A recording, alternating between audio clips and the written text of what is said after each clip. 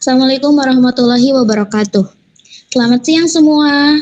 Puji dan syukur kita panjatkan kehadirat Allah Subhanahu wa taala karena atas rahmat dan karunia-Nya kami dapat menyelesaikan tugas mata kuliah kecerdasan buatan mengenai penerapan Bayesian Network dalam prediksi kelulusan mahasiswa. Sebelumnya perkenalkan, kami dari kelompok 4. Saya sendiri Cindy Sapatujak. Dan saya Muhammad Rizky Rahi Pratama.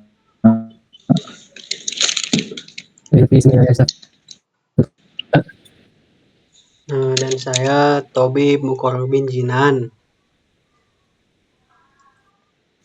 Nah, di sini kami akan mempresentasikan hasil implementasi Bayesian Network menggunakan software Netica dalam studi kasus prediksi kelulusan mahasiswa. Presentasi ini dibuat secara daring dan hasil presentasinya akan diunggah ke YouTube sebagai bentuk dokumentasi dan media pembelajaran. Adapun tujuan dari presentasi ini adalah untuk menjelaskan bagaimana Bayesian Network dapat digunakan untuk memodelkan hubungan antara faktor akademik mahasiswa sehingga dapat menghasilkan prediksi peluang kelulusan secara probabilistik. Baik, tanpa berlama-lama, mari kita masuk ke materi yang pertama yang akan disampaikan oleh saya sendiri.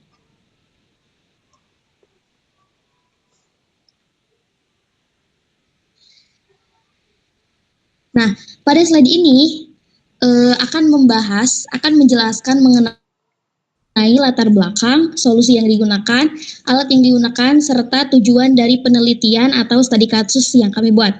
Yang pertama di latar belakang. Kelulusan mahasiswa merupakan salah satu indikator keberhasilan dalam dunia pendidikan. Namun, dalam praktiknya, kelulusan tidak hanya dipengaruhi oleh satu faktor saja, melainkan oleh berbagai faktor yang saling berkaitan, seperti kehadiran, kebiasaan belajar, nilai tugas, dan nilai ujian. Oleh karena itu, proses memprediksi kelulusan mahasiswa secara manual menjadi cukup sulit dilakukan karena banyaknya hubungan antar faktor tersebut. Yang kedua, solusi. Untuk mengatasi permasalahan tersebut, kami menggunakan metode Bayesian Network. Bayesian Network merupakan model grafis probabilistik yang mampu mempresentasikan hubungan antar variabel dan menghitung kemungkinan suatu kejadian berdasarkan informasi yang tersedia.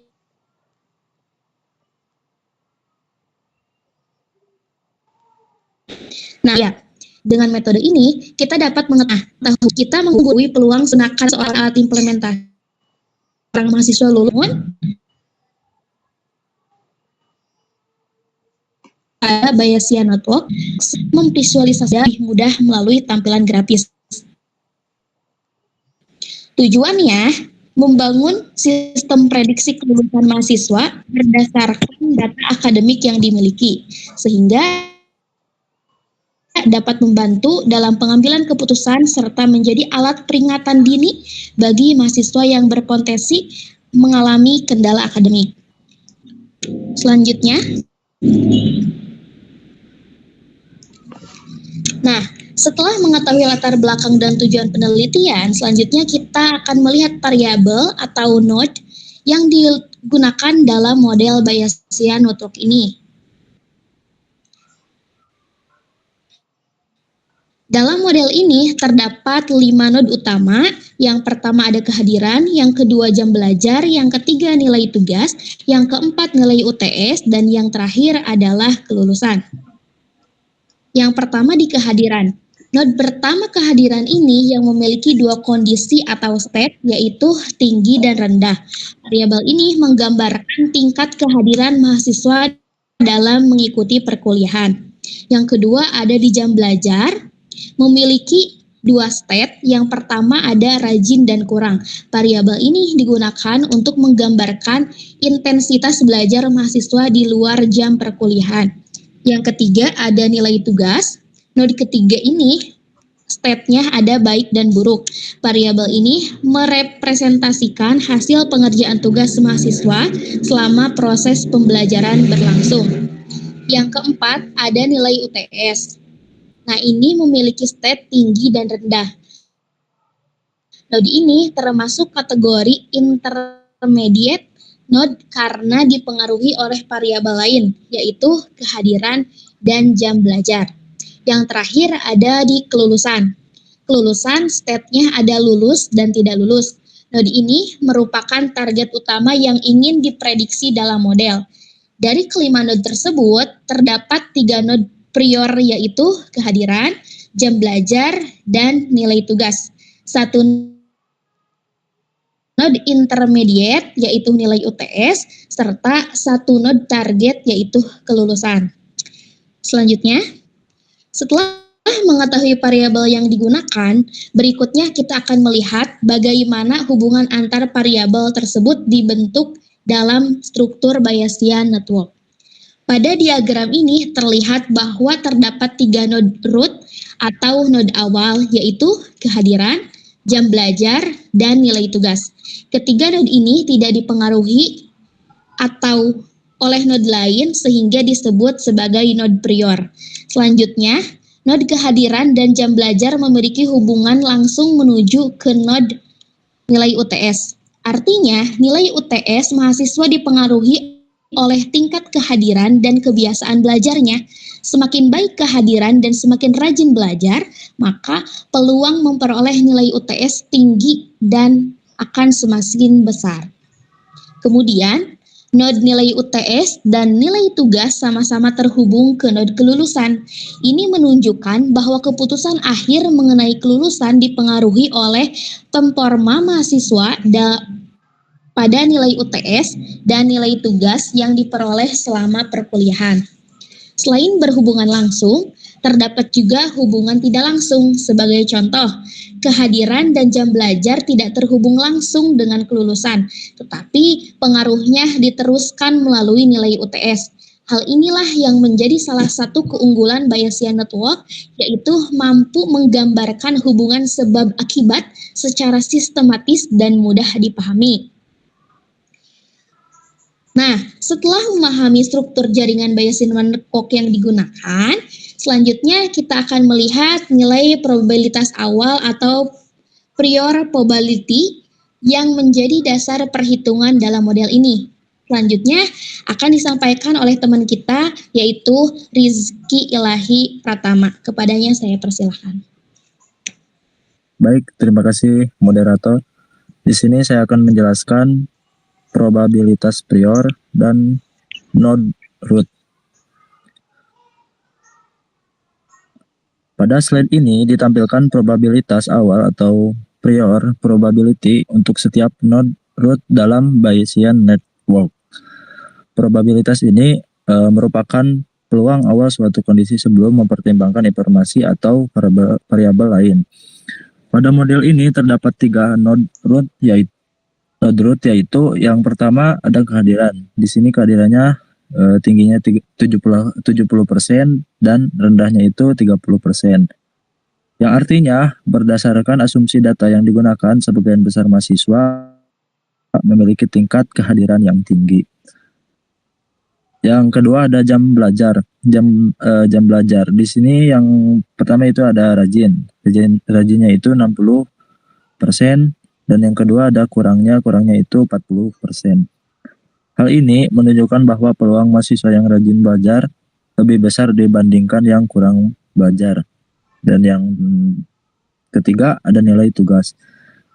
Di sini baiknya 65% dan buruknya 35%. Yang artinya sebagian besar mahasiswa diasumsikan memperoleh nilai tugas yang baik. Probabilitas awal ini nantinya akan digunakan sebagai dasar penghitungan dalam proses inferensi Bayesian network. Yang transisinya setelah menentukan probabilitas awal, langkah berikutnya adalah mendefinisikan hubungan antar variabel melalui conditional probability table atau CPT. Dan selanjutnya ada conditional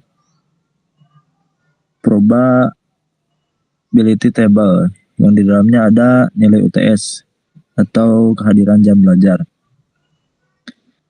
Pada slide ini ditampilkan conditional probability table atau CPT untuk node nilai UTS. CPT ini digunakan untuk menunjukkan peluang suatu variabel berdasarkan kondisi variabel yang mempengaruhinya. Dalam kasus ini, nilai UTS dipengaruhi oleh kehadiran jam belajar. Mari kita lihat beberapa contoh. Di sini kondisi yang pertama ada kehadiran tinggi dan rajin belajar. Probabilitas ini mendapatkan nilai UTS tinggi sebesar 90%, sedangkan nilai UTS rendah hanya 10%. Dan ini menunjukkan bahwa kombinasi kehadiran yang baik dan kebiasaan belajar yang rajin memberikan peluang terbesar untuk memperoleh nilai UTS tinggi. Dan yang kondisi kedua ada kehadiran tinggi dan kurang belajar. Peluang nilai UTS tinggi turun menjadi 70%, yang artinya walaupun mahasiswa sering hadir, kurangnya waktu belajar tetap dapat mempengaruhi hasil ujian. Dan yang kondisi ketiga ada kehadiran rendah sama rajin belajar. Peluang nilai UTS tinggi sebesar 60%. Hal ini menunjukkan bahwa belajar secara mandiri masih dapat membantu meningkatkan nilai meskipun tingkat kehadiran kurang optimal. Dan yang kondisi keempat ada kehadiran rendah ataupun kurang belajar. Peluang nilai UTS tinggi hanya 20%. Hal ini kondisi merupakan kombinasi yang paling beresiko karena mahasiswa jarang hadir dan kurang juga belajar. Dan kesimpulan selanjutnya dari tabel ini dapat disimpulkan bahwa kehadiran dan jam belajar memiliki pengaruh yang cukup besar terhadap hasil UTS mahasiswa. Dan yang transisinya selanjutnya kita akan melihat bagaimana nilai UTS dan nilai tugas mempengaruhi peluang kelulusan mahasiswa. Nah, di sini ada conditional probability table yang di dalamnya ada nilai UTS, nilai tugas, dan kelulusan. Pada slide ini ditampilkan conditional probability table untuk node kelulusan. Kelulusan dipengaruhi oleh dua faktor utama, yaitu nilai UTS dan nilai tugas. Kondisi terbaiknya, jika UTS tinggi, nilai tugasnya itu baik, maka peluang lulusnya mencapai 95%. Hal ini merupakan kondisi ideal bagi mahasiswa. Dan yang kondisi kedua, jika nilai UTS-nya tinggi, maka nilai tugasnya itu buruk. Hal ini peluang lulus tetap cukup besar, yaitu 75%. Dan bahwa nilai UTS yang tinggi masih mampu meningkatkan peluang kelulusan. Dan yang kondisi ketiga, jika nilai UTS rendah, maka nilai tugasnya baik, peluang lulus sebesar 60%, yang artinya nilai tugas yang baik dapat membantu meningkatkan peluang kelulusan meskipun nilai UTS yang kurang memuaskan. Dan kondisi buruknya, jika nilai UTS rendah dan nilainya tugas buruk, maka peluang tidak lulus mencapai 90%. Hal ini menunjukkan risiko yang sangat tinggi terhadap kegagalan akademik. Dan kesimpulan slide-nya, semakin baik nilai UTS dan nilai tugas yang diperoleh mahasiswa, maka semakin besar peluang untuk lulus. Dan transisinya, setelah menentukan seluruh probabilitas dalam model, langkah berikutnya adalah melakukan implementasi menggunakan software Netica. Dan di sini ada langkah implementasi di Netica. Pada slide ini dijelaskan tahapan implementasi Bayesian Network menggunakan software Netica. Langkah pertamanya adalah membuat workspace baru pada Netica. Kemudian membuat 5 node yang terdiri dari yang pertama kehadiran, dan yang kedua jam belajar, yang ketiga nilai tugas, dan yang keempat nilai UTS, dan yang kelima kelulusan. Selanjutnya mendefinisikan state pada setiap node sesuai dengan rancangan model yang telah dibuat. Setelah itu node-node tersebut dihubungkan menggunakan ARC sesuai struktur Bayesian Network. Tahap berikutnya adalah memasukkan nilai probabilitas prior dan conditional probability table ke dalam masing-masing node. Terakhir ini digunakan proses compile network dan inferensi untuk memperoleh hasil prediksi berdasarkan evidence yang diberikan. Dan yang transisinya, setelah model berhasil dibangun dan dijalankan, berikut adalah contoh skenario inferensi yang diujikan. Mungkin cukup sekian dari saya. Saya kembalikan kepada moderator. Nah, untuk skenario inferentasinya yang akan disampaikan oleh Lutfi Ismail. Kepadanya saya persilahkan. Baik, di sini saya akan menjelaskan untuk skenario inferensinya. Pada slide ini ditampilkan contoh pengujian atau inferensi yang dilakukan pada model Bayesian Network.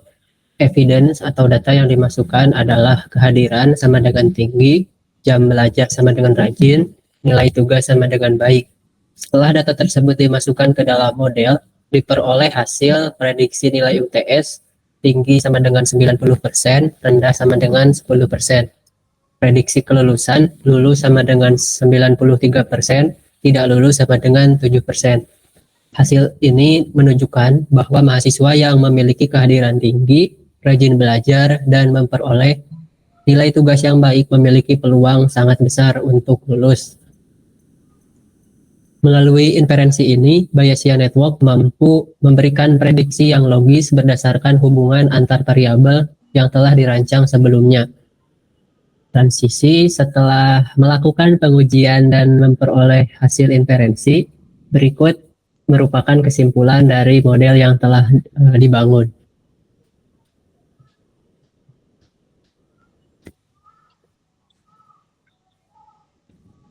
Sebagai penutup, berikut adalah beberapa kesimpulan yang dapat diperoleh dari implementasi Bayesian Network pada prediksi kelulusan mahasiswa. Pertama, model Bayesian Network berhasil dibangun menggunakan software Netica dengan 5 node utama yang saling terhubung sesuai hubungan sebab akibat yang telah dirancang. Kedua, Conditional Probability Table atau CPT berhasil didefinisikan menggunakan pengetahuan pakar atau expert knowledge yang logis dan konsisten. Ketiga, hasil inferensi menunjukkan bahwa mahasiswa dengan kondisi ideal memiliki peluang kelulusan sebesar 93%, sehingga model mampu memberikan prediksi yang realistis dan mudah dipahami. Keempat, sistem ini berpotensi digunakan sebagai alat early warning atau peringatan dini untuk membantu mengidentifikasi mahasiswa yang berisiko tidak lulus sehingga dapat diberikan pendampingan lebih awal. Mungkin itu yang dapat saya sampaikan. Saya kembalikan kepada moderator. Baik, terima kasih telah membahas konsep struktur Bayesian Network serta hasil inferensi yang diperoleh. Selanjutnya, kami akan menunjukkan implementasi model tersebut secara langsung menggunakan software Netica. Kepada Tabib Mukorobin Jinan, saya persilahkan. Baik, di sini saya akan menjelaskan gambar dari Netica langsung, yaitu di model Bayesian Network yang digunakan untuk memprediksi kelulusan mahasiswa. Nah, model terdiri dari 5 node, yaitu kehadiran, jam belajar, nilai tugas, nilai UTS, dan kelulusan. Panah yang menghubungkan antar node menunjukkan hubungan pengaruh antar variabel, kehadiran, dan jam belajar berpengaruh terhadap nilai UTS, sedangkan nilai UTS dan nilai tugas berpengaruh terhadap kelulusan. Struktur ini dibuat berdasarkan asumsi bahwa mahasiswa yang memiliki kehadiran baik dan rajin belajar cenderung memperoleh nilai UTS yang lebih tinggi, sehingga peluang kelulusannya juga meningkat. Pada tampilan ini, sistem masih berada pada kondisi awal sebelum diberikan evidensi atau data masukan tertentu. Oleh karena itu, setiap node menampilkan probabilitas 50% untuk masing-masing state. Nilai tersebut menunjukkan bahwa sistem belum memiliki informasi tambahan untuk menentukan kemungkinan yang lebih dominan. Setelah pengguna memasukkan evidence, misalnya kehadiran tinggi, jam belajar rajin, dan nilai tugas baik, maka Netica akan melakukan proses inferensi menggunakan aturan probabilitas yang terdapat pada CPT untuk menghitung peluang nilai UTS dan kelulusan secara otomatis. Dengan demikian, Bayesian Network dapat digunakan untuk membantu prediksi peluang kelulusan mahasiswa berdasarkan kondisi yang diberikan. Setelah seluruh probabilitas dan CPT dimasukkan ke dalam netica, dilakukan proses inferensi dengan memberikan evidensi berupa kehadiran tinggi, jam belajar rajin, dan nilai tugas baik. Berdasarkan evidensi tersebut, sistem menghitung bahwa mahasiswa memiliki peluang memproses nilai UTS tinggi besar sebesar 100% dan nilai UTS rendah sebesar 0%. Hasil inferensi tersebut kemudian digunakan untuk menghitung peluang kelulusan mahasiswa berdasarkan perhitungan Bayesian Network. Diperoleh probabilitas lulus sebesar 95% dan tidak lulus sebesar 5%. Hasil ini menunjukkan bahwa kombinasi kehadiran yang tinggi, kebiasaan belajar yang rajin, serta nilai tugas yang baik memberikan peluang yang sangat besar bagi mahasiswa untuk lulus. Dengan demikian, model Bayesian Network yang dibangun berhasil digunakan untuk memprediksi peluang kelulusan berdasarkan faktor-faktor akademik yang telah ditentukan. Nah, mungkin itu saja yang dapat saya sampaikan atau dengan kelompok saya sampaikan. Mohon maaf atas kekurangan dan kesalahannya. Wabillahi taufiq wal hidayah. Wassalamualaikum warahmatullahi wabarakatuh.